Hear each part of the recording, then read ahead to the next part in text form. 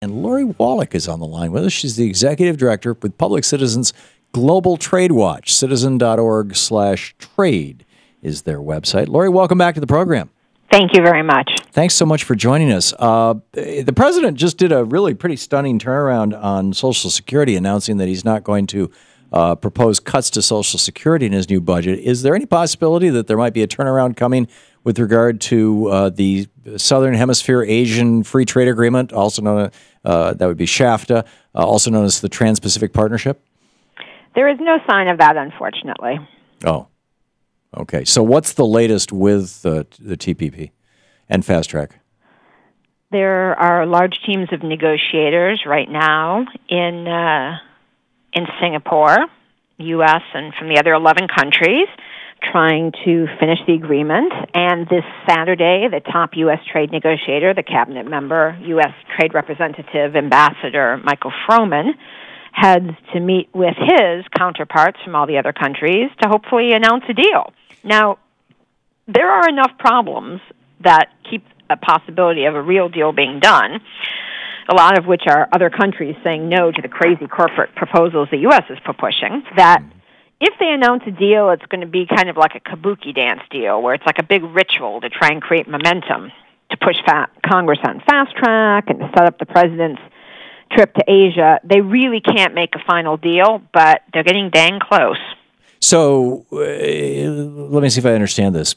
Congress, there's strong congressional opposition to this, both from Tea Party Republicans, conservative Republicans, and progressive Democrats, and in fact, increasingly mainstream Democrats.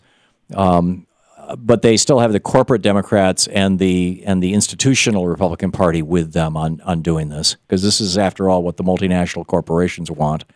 And if they can convince enough members of Congress, particularly the House of Representatives, to pass the what is this called? The buy. Go ahead. Fast track. It's fast track, but there was a name for the bill. It was called the Bipartisan Trade Promotion Authority or something like that. Right, but that's sort of similar to calling really bad breath the different breath disorder. That's sort of a sanitary way of naming it. It's fast track. It's Nixon's old legislative luge run to run bad trade agreements right through Congress. Right, but if they can, and if they can establish a sense of inevitability in the international press and among the electorate that, hey, this thing's going to happen, then Congress may say, well, okay, it's going to happen. So I don't want to be the odd man out voting against it. Is that their strategy? Well, what they basically want to do is use. It's a chicken and egg issue. They want to create the sense of momentum about TPP to get Congress to delegate its trade authority, and they want to use a fake sense that Congress will ever delegate its trade authority to get momentum to get the countries to give away the shirt and sign TPP. Right. And so it's whichever caves first, basically. It's like a whole game of optics. But in fact, even with the corporate Democrats right now, there are not a whole lot of them who are willing to say they support this old-style fast-track bill. So the other countries are looking kind of warily at the U.S., saying, maybe the emperor has no clothes. I've got this trade negotiator and this trade ambassador all saying, yes, don't worry, it's easy, we'll get fast-track, it's just a little delay. Don't worry, we'll put Congress in handcuffs. Whatever we tell you, we can deliver, really, wink, wink. And then you've got a lot of countries saying, if I give away the stuff they're asking me to, people's access to affordable medicine, the ability to regulate securities firms and banks, the ability to have local development in my country, I'm in trouble. But if I do all of that, and then I actually don't even get my pieces of silver, I don't even get the things the U.S. said they trade in exchange, which is what they're afraid will happen if Congress isn't handcuffed with fast track, well, then I'm really in trouble. So it's a circular thing where the other countries basically know what the U.S. is pushing so outrageous that they're not sure that they can make that last deal unless they really think Congress is basically bound and gagged. And isn't the entire, or the major fulcrum point for this, the thing that this hinges on, the ability to pass fast track, because without fast track, they're actually going to end up with a bill that can be debated and can be amended.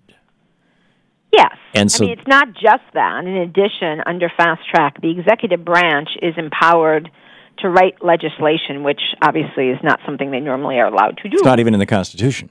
Yeah, and it's not just that, but they can write legislation that doesn't even go to the committees for amendment and markup. So what that means is not just that they control the total content of the agreement and they have this guaranteed vote with no amendments and limited debate, but also it means they can ram all kinds of goodies and trade-offs and favorite little tricks to buy votes into the legislation. Right. That is not subject to amendment in committee or on the floor. So the way fast track makes sure really bad trade agreements get passed is a combination of taking away all the normal procedural safeguards that could be used to air out or stop a bad bill, and then having this special procedural superglue to stick in goodies unrelated to trade to buy the remaining votes that you haven't been able to arm twist. So it's really dangerous. So people need to contact their member of the House of Representatives and their two senators and say no to fast track, and that may put the kibosh on TPP. Do I have that right? The number one contribution an American activist, an American citizen, resident, anyone hearing this can do to make sure there isn't the Trans-Pacific Partnership is to make sure there isn't fast track. And so everyone should have the phone number I'm about to give on their fridge at all times. Write in a yellow sticky, put it on your fridge with a magnet. Here it comes. It's the Capitol switchboard, 202-225-3121, 202-225-3121. Here's the thing. It's really easy to call your member of Congress because you're going to get an operator, and you don't even have to know exactly who your member of the House of Representatives is. You just give your zip code, and they will connect you to the right office. Right. And then you simply say, I'm a constituent, I want in writing to my house in the district mailed the member of Congress's commitment to oppose fast track. I do not want my congressman to give up his or her legislative authority, constitutional authority, and my delegated authority as a voter to stop another bad trade agreement. And I know TPP is coming down the road, NAFTA on steroids, so I want you to let me know the member of Congress is going to vote no on fast track. And we basically just have to hound these guys until we get everyone pinned down that they're going to. And right now, there are enough of them saying they're not willing to, that the thing is stuck. Right. But the other side's really gearing up. And people can also find that phone number at callcongress.org, which points to a page on our website, and presumably at citizen.org, right? Yep. And so that phone number is available. It's fairly easy to call. So call and just say no to this. Lori, we're going to hit a hard break here in about 15 seconds, so I can't. That's step one. Step two, is there a next thing that people should be doing? They should be getting the word out. So right. the polling, and there's a recent poll shows when folks know about this, they oppose Democrats, Republicans, Independents. So if you go to the website exposethetpp.org. That's www.exposethetpp.org. You will find all the materials you need on every issue of impact. So if you have friends interested in food, you got that. Jobs issues, environment, you name it, it's there. Get the word out. Exposethetpp.org. Lori Wallach from Public Citizen, thank you. Thank you. This is the Thom Hartmann Program. Exposethetpp.org. Check it out. Share it with everybody you know. We will be back.